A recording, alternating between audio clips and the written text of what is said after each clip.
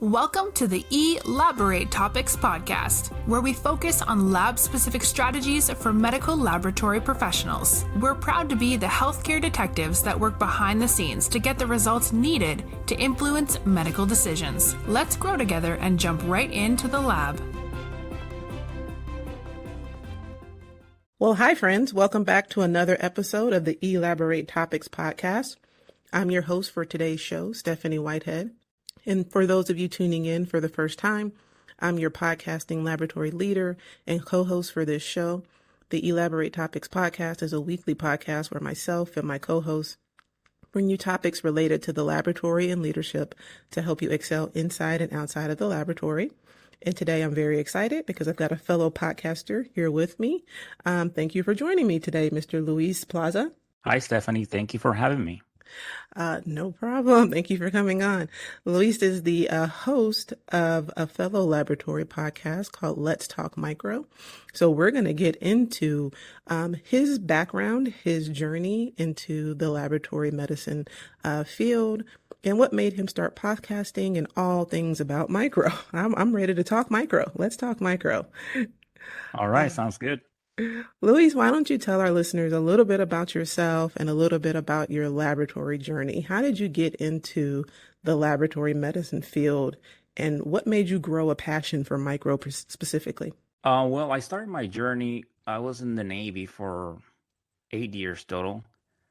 Towards the end of my first contract, I started looking at an option of something that I could use as a job when I finished my service with the military. A lot of times, and I'm just going to say this real quick, sometimes, the jobs, they don't translate well. So I started looking and I always, I did like science when I was in school. So I saw this program for a medical laboratory technician. So it was very interesting. So I went ahead and did that. The military paid for it. And that was like my active service while I was going to school. And then I practiced 3 years at a hospital as an MLT, or a medical lab technician. And I got to work a little bit in all the areas. All the theory from all the different areas, it always sounded very interesting. But as soon as I got to micro, that's where I really saw that I really liked doing that. It was so interesting how you had to, get all these clues and figure out what the organism is and work with all these reactions, biochemicals. And at the same time, the impact that had, how we help the physicians, finding out the identity of this organism and susceptibility pattern. So I decided that that's what I wanted to do. So I finished my service, and then I went to the University of Central Florida, where I got my bachelor's in medical laboratory science. And once again, I got to work a little bit in hematology, chemistry, but definitely, confirmed that micro was my passion.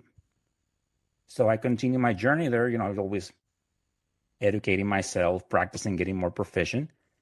And so I'm a senior technologist at Advent Health Orlando. And I'm also an adjunct instructor in microbiology at the University of Central Florida. Well, thank you for your service. I think I was a generalist and a blood banker when I was working the bench, but I always thought micro was so interesting. And I always thought that the individuals that excel in micro and have a passion for micro were always so interesting to me, because you have to have such a critical thinking mind, and a mind that is really good at process thinking, right? So if this is positive, then you test this. And if this illuminates purple, then you go this route. If it doesn't, you go this route. And so that process mapped mind that you guys excel at was always so interesting to me. Yes, it is, like you said, and you definitely, and it's an area of the lab where you have to think in terms of, everything takes time. It's not like other areas where you collect a blood tube, you produce a result, maybe within an hour or two. This is days. So you'd also have to plan ahead, thinking, if I do this, what's the next step for tomorrow? Is it going to cost me another day? Mm-hmm. So those are the things, that they take a lot of time, and also there are these little gray areas in micro where sometimes, you have to make a decision. It's, for example, it's been 7 or 8 days and I'm still working this culture, trying to find something. Maybe it's time to ask someone else. Should I just go ahead and mix it? And if the doctor thinks that something is causing that particular disease state, then maybe they'll call back. So these are the little things, that they're not in terms of black and white. So micro does have a lot of gray, and it just, it takes a lot of practice and repetition. Wow, yeah, you're right. Micro isn't like the other places in the laboratory. So you mean I can't get my stat blood culture that I wanted? Yeah, that's always. But I ordered a super stat and I said, well, it's if there is something really causing that particular, septicemia, you will get a result in 6 or 7 hours. But Mhm. yeah, nothing within that 60 minutes. And micro has been so popular, I would say over the past 4 to 5 years, because we started out with like the Zika outbreak. Let me know if I got my timeline wrong. And that flows into, this Ebola scare. And then this, I think we're over 2 years now, long pandemic.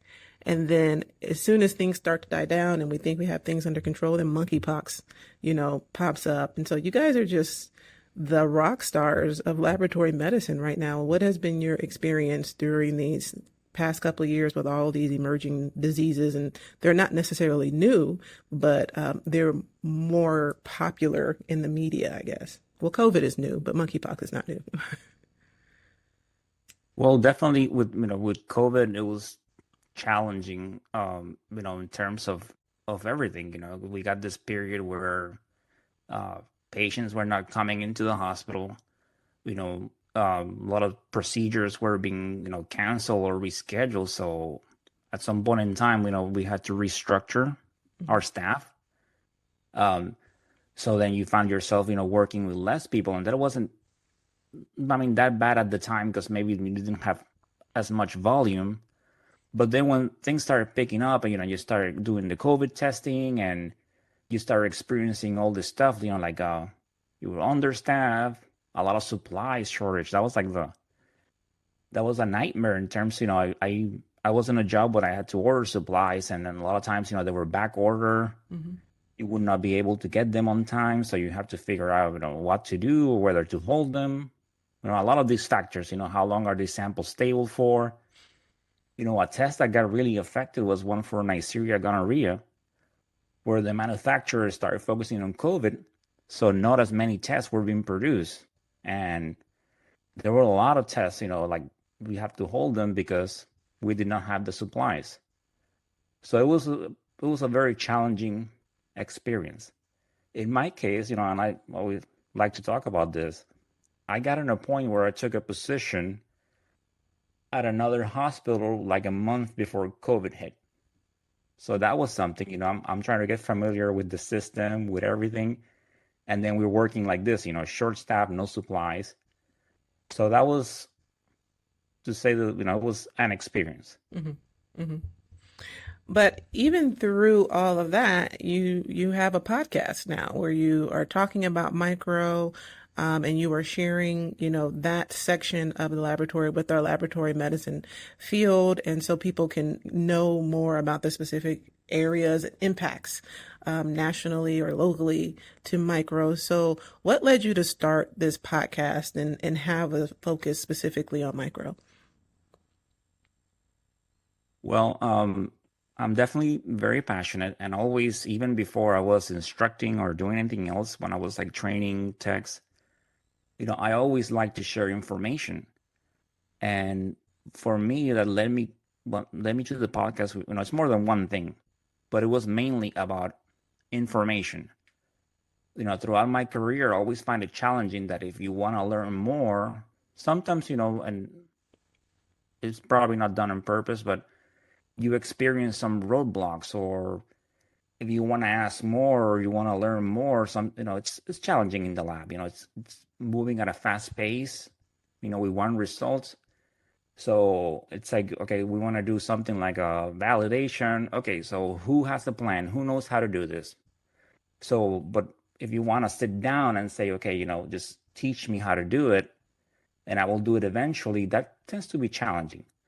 So I wanted to provide information in micro just to make sure that, the techs they have confidence and they're well informed.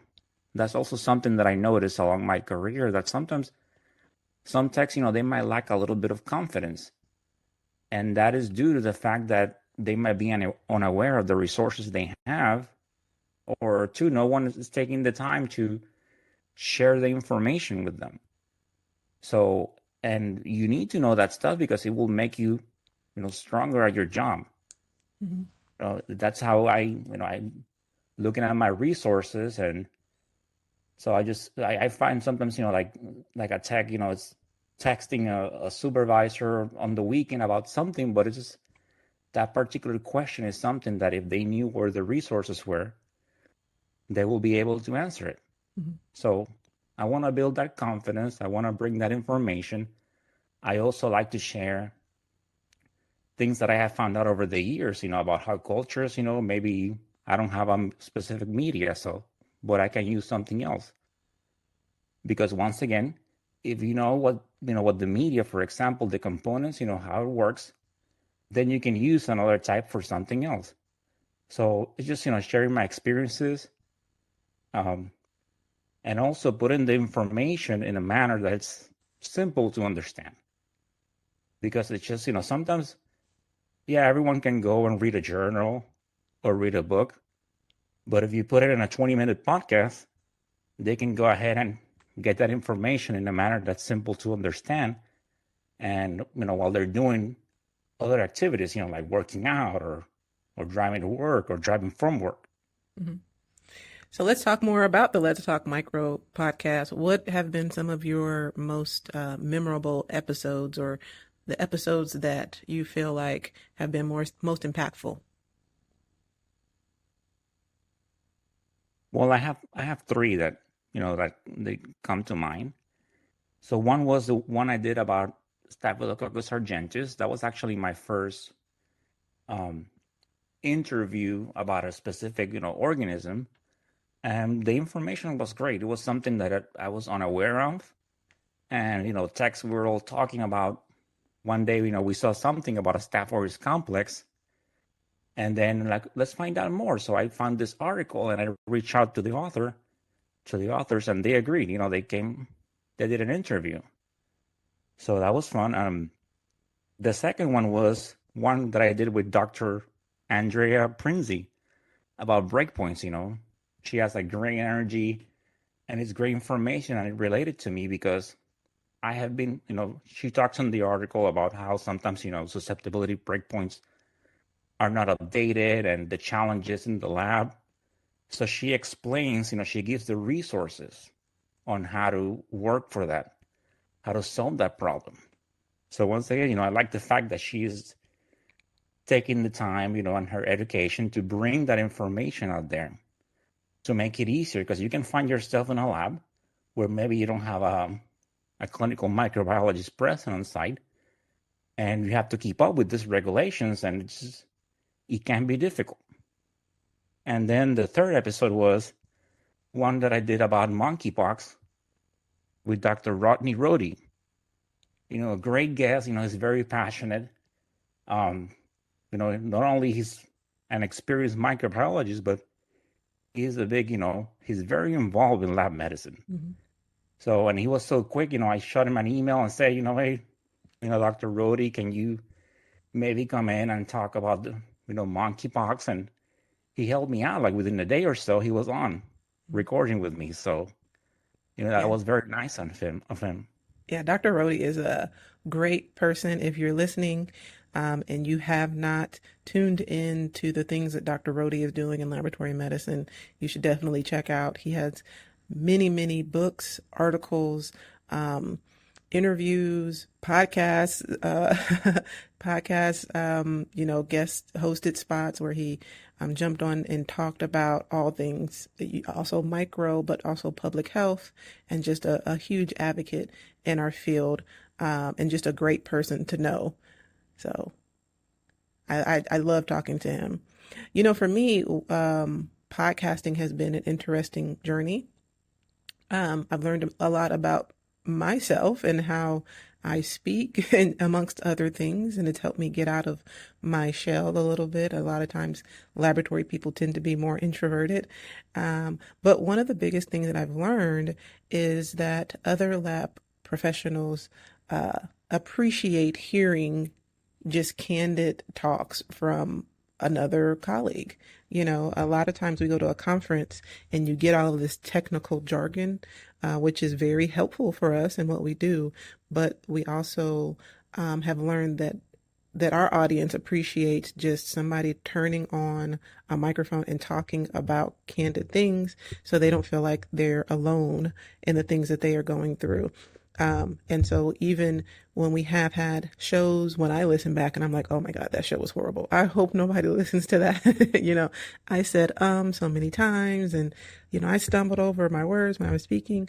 The feedback that we get is you sound like a regular person that makes mistakes when they speak, or who had a regular conversation. So I want to ask you, what have you learned through podcasting, and what are some of your next level hopes for your podcast? Where do you want to see your podcast go? Okay. Actually, and before I answer that question real quick, I just want to circle back a little bit about what led me to start the podcast. Also, you know, now that we talk about Dr. Rodney Rohde and awareness, that was also another purpose about the lab, you know, to bring awareness about our profession. And I said it in my episodes many times. And it is something that we don't, you know, we find out about this profession a lot of times by accident. You know, we know someone that knew someone that did this degree. And it is nice now that as I'm involved in this, you know, I'm seeing more social media and it being used for bringing that awareness, you know, that this is a profession that we can choose. And with that, of course, bringing more resources, you know, like typically there's only one class that produces, you know, maybe 20 to 30 students. So I want to, anyone that is doing something positive to bring awareness to our profession, I also, you know, like to bring him on to the podcast to talk about it, because I am a medical lab scientist. You know, that's what I do. To go about, you know, to answer the question about the podcast, well, like you saying, I am definitely an introvert. Like, oh my goodness, you know, it's very shy. It just takes me a long time to warm up to people, to talk to them. So this was, you know, like you mentioned, to come out of my shell at the same time. Because I remember the first time that I stood in front of students, you know, I was terrified inside. And then, of course, once I started talking about micro and the things that I'm passionate about, I loosen up. But it was a challenge. So this is, you know, with this podcast, I'm also coming out of my shell. I learned that it is a very, you know, it's time consuming, but it's very rewarding at the same time. You know, I love getting ready for the episodes. I love, you know, getting in and either talking to a guest or recording. And yes, you know, at the beginning, and I still do when I'm recording, you know, I'm listening back and I'm like, oh, it's a little challenging to sit and, you know, listen to yourself for 20, 25 minutes. And you're like, oh, why did I say, or get very sensitive? Like even when, if you're thirsty and you hear the sound of your throat, I'm like, oh my goodness, I don't want that in there. So, but I found out, you know, it also has helped me to stay current with what I do, because I have to do the research.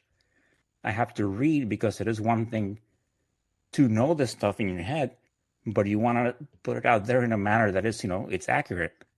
So you have to go back and do research. So that has helped me a lot to stay current. And with the podcast, you know, just meeting wonderful people. Like normally I wouldn't be able to, you know, connect with a microbiologist from, let's say, like across the state. And by doing this, you know, I'm meeting all these microbiologists and medical lab scientists, you know, and learning about their great work. Yeah, it definitely has been a powerful tool to connect. And then just put yourself out there and make yourself more visible. And the more visible you are, the more visible the profession is. So to me, it sounds like, you know, you mentioned before other microbiologists or techs hearing your podcast and it helping them because it breaks things down in a simplistic manner. And so for you, what type of impact do you feel like you've had on the micro profession or the lab profession with your platform? Well, I mean, I had students, approach me and said, "Hey, I listened to your podcast," or people through social media saying, "No, I listened to this. It was very helpful.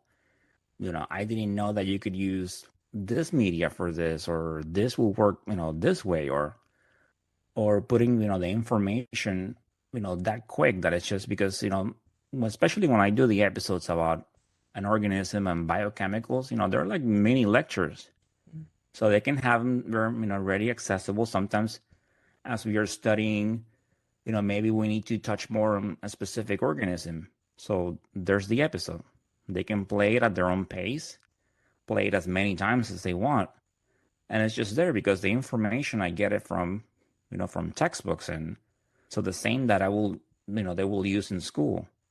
So I feel like I'm helping, students, one to reinforce those points that they need to learn, especially for when they take their boards and when they go to clinicals, so they have a better understanding of the organisms and how it works. And at the same time, reinforcing information for techs. Because, our job in the bench is very important, and we have to determine, like I say, we have to identify the organism, know the susceptibilities, know when something is off, that it's not working. So I think that that I'm helping them, just reinforce all that knowledge. That way they can do a better job on the bench. And like I mentioned, microbiology is time. You don't do something one day, it's going to cost you. Because it says, the organisms, they need time to grow. So if you spend 3 or 4 days, trying to isolate an organism, it's just, you have wasted a lot of time. When maybe by knowing, oh, maybe I can do this and get a better result, you're saving, 2 or 3 days. But most importantly, you can produce the results in a timely manner so the patient can get the treatment, which is what we do all this for. Mm-hmm. Well, Luis, you are an educator, an advocate, you're a laboratory professional. You've had an incredible journey, so just such thus far and done so much. What advice would you give our listeners that are listening right now and wondering what else they can do? They maybe are young professionals who just started out in laboratory medicine, or maybe they're have been in the profession for a while and just looking to do more, like they feel that itch that, I can do more, I can give more to the profession. What advice would you give? Well, I would definitely say, first you have to put in there are no shortcuts for this. You have to do the work. It's something that it doesn't happen overnight. And we always like to say, you don't become a microbiologist or a proficient tech, overnight. This is all repetition. You do it, you learn from what you do wrong. You get advice from more senior people or see what someone else brings to the table. But it's just, you have to put in the time. There are no shortcuts for that.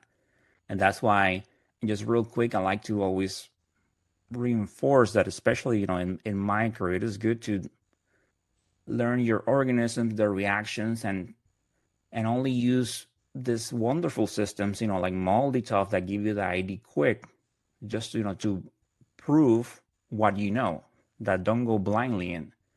So that's one. Also, just educate yourself. Just continue, find out the resources that you have in your lab, and start reading them when you get a chance, if you have some downtime. If not, they're always available for purchase.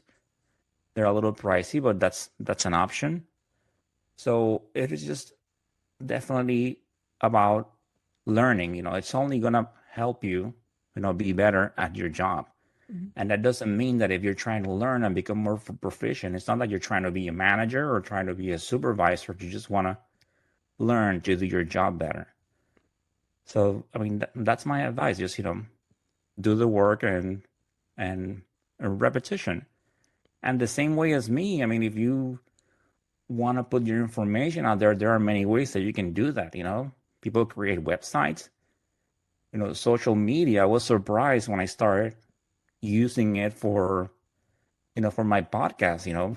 So many people that I have just met through social media that I have reached out some of the guests, and I know them. So there are so many people out there putting good information. Mhm. So take advantage of all this technology and resources. And if you feel that you can contribute, just go ahead and do it. But always making sure that you put the accurate information, so you do it in a responsible manner. So true. Why don't you tell our listeners how they can connect with you if they have any more questions about you specifically, and then how they can listen to your episodes? Where can they find your podcast?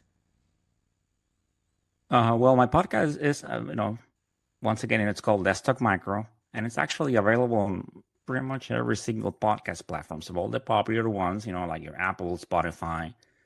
It's also on Amazon and basically every platform.